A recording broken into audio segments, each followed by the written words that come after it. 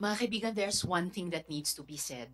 Amidst all the noise, the crimes for which Pastor Apollo Quiboloy stands accused, both in the United States and here in the Philippines, are taking place as we speak.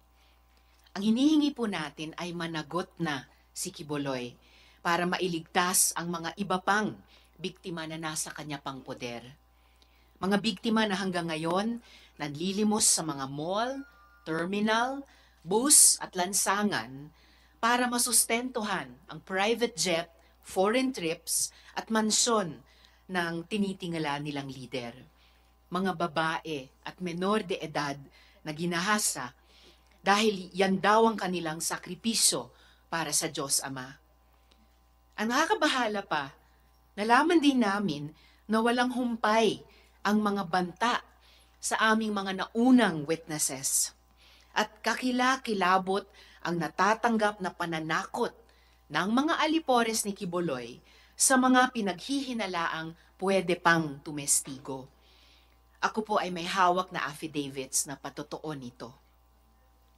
Kaya po, hindi din po tayo papayag na sabihin sa mga victim survivor, teka muna, mayroon tayong krisis pampolitika. Wait lang tayo kasi tatapusin pa ang mga ibang issues.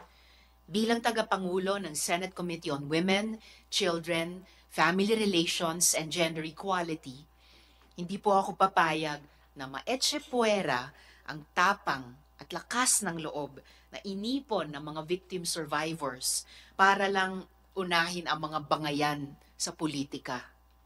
Kaya nagpapasalamat ako, salamat kaayo sa Senate President for signing the subpoena against Apollo Quiboloy.